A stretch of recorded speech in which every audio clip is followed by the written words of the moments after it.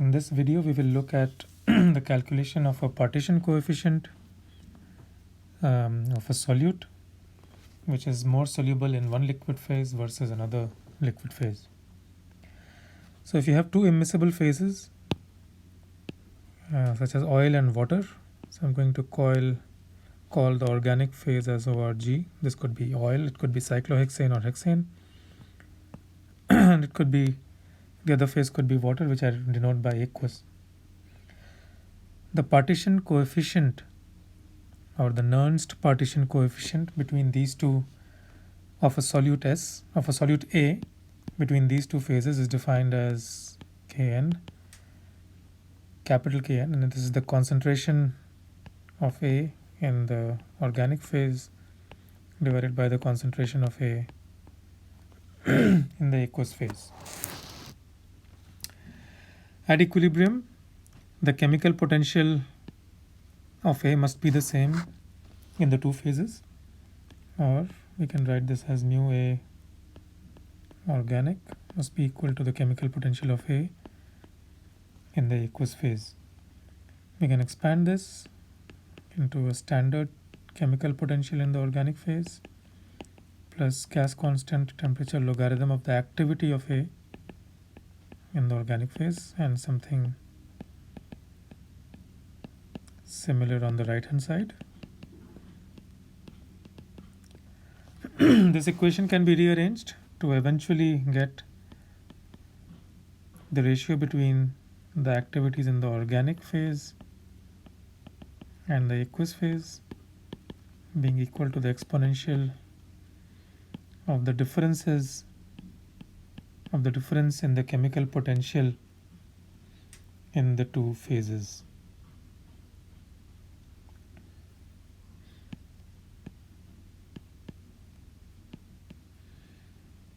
This would be organic and this would be aqueous divided by RT.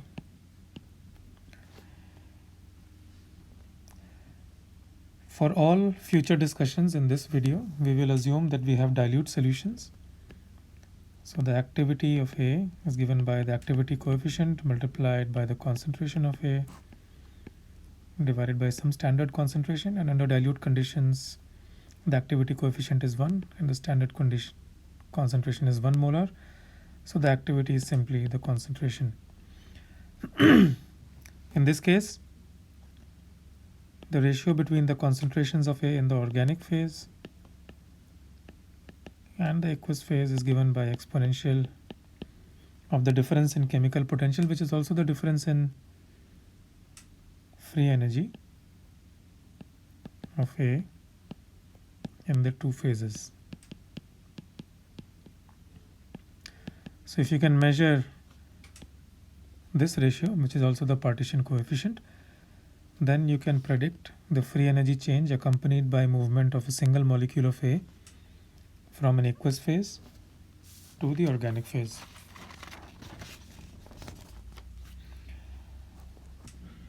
In the laboratory, you will deal with iodine, the partitioning of iodine between water and hexane. It turns out that iodine is very hydrophobic and therefore it partitions mainly in hexane, and in this case the partition coefficient is given by the concentration of iodine in the organic phase divided by the concentration of iodine in the aqueous phase. Now it turns out, since iodine is very mildly soluble in water, this value is going to be very small, while this value is going to be very large.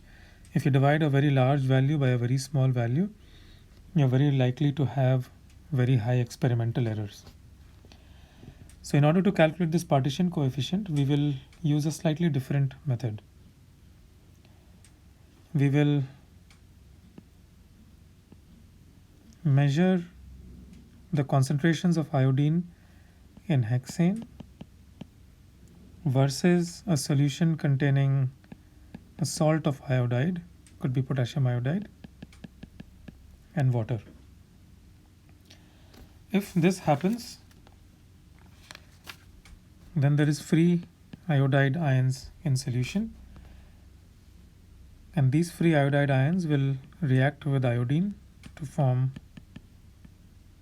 the triiodide anion.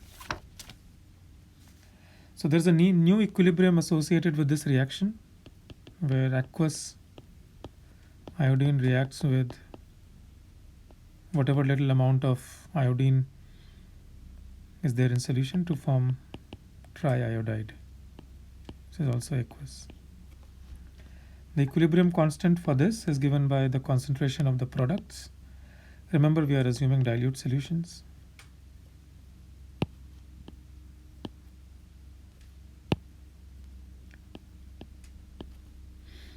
Concentration of the triiodide anion in the aqueous phase divided by the concentration of iodine divided by the concentration of free iodide. So we have already defined two equilibrium constants. Now, if iodide is present in the aqueous phase, some iodine from the hexane will move into the aqueous phase in order to react with iodide to form triiodide. So we can define another apparent partition coefficient, which is the concentration of iodine in the organic phase or in hexane divided by the total concentration of iodine in the aqueous phase, which arises from the existing iodine in the aqueous phase plus whatever iodine got converted to iodide from this reaction. Yes. Then we can use equations 2 and 3, and this I'm going to call equation 1. We can substitute this from equation 3 in equation 2 into equation 3, and then we will get the apparent equilibrium constant will be equal to the concentration of iodine in the organic phase. Remember, here organic refers to hexane, divided by the concentration of iodine in the aqueous phase plus this term from the second equation. This would be K multiplied by the concentration of iodine in the aqueous phase multiplied by the concentration of iodide in the aqueous phase. Now we are only going to measure the concentrations of iodide in the aqueous phase, so we don't need this, and this we can eliminate from this equation here. It can be written as the actual partition coefficient, which is also called the distribution coefficient,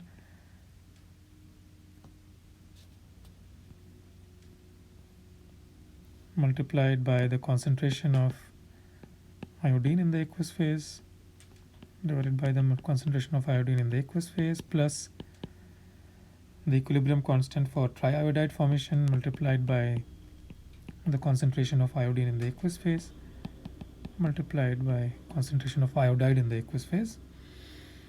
And then this concentration of iodine in the aqueous phase is eliminated from the numerator and denominator, and we get Ka equals Kn divided by 1 plus K multiplied by the concentration of iodide. This equation can be rearranged to write 1 by the apparent equilibrium constant is equal to 1 by the actual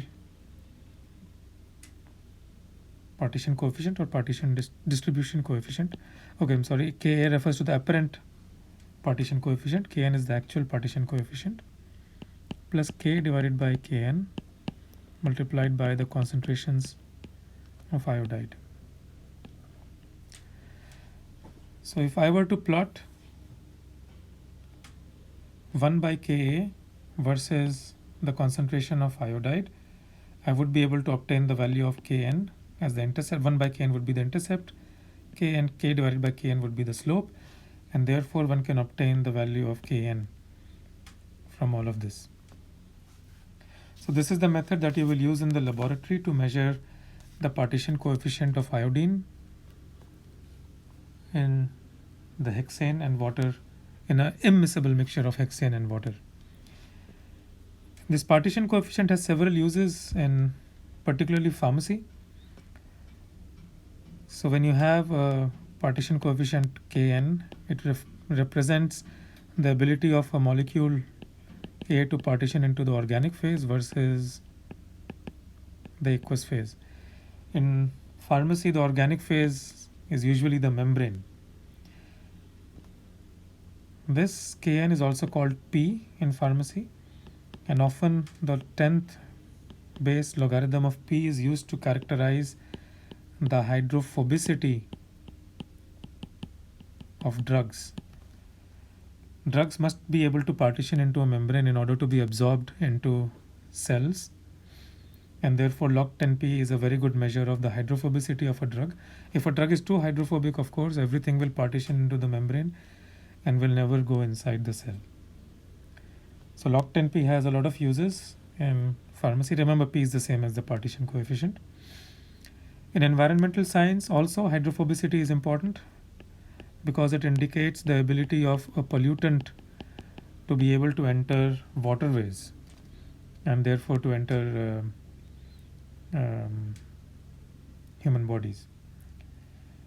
Partition coefficients are also very important for things like ointments and perfumes.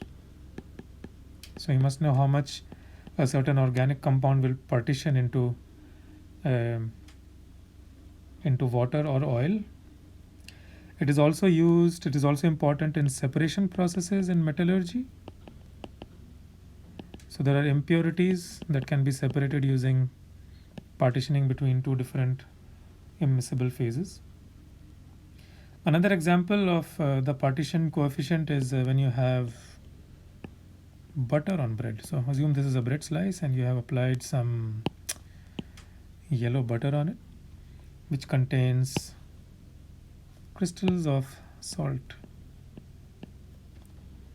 So the moment you eat this bread, the salt immediately partitions onto your tongue, which is the surface of the tongue is in the aqueous phase, and salt is more soluble in water, and you immediately taste the salt when you eat this piece of bread. So these were some uses of the partition coefficient. Another way to calculate this partition coefficient is using molecular dynamics simulations. So essentially, if we go back up, this equation here gives us the free energy as a function of the ratio between the concentrations of the solute A in the organic and the aqueous phase. So if you want to find the partitioning free energy of a solute, let's say an amino acid, such as glutamate, you can run a simulation of glutamate in a mixture of water, which is aqueous, and hexane. I'm sorry, I'm showing the organic phase at the bottom here. And then after some time, you can measure the concentrations of glutamate in the aqueous phase at equilibrium, and you can measure it in the concentration of glutamate in hexane, and from this you can get the partitioning free energy of this compound, in this case glutamate, from the water to the organic phase.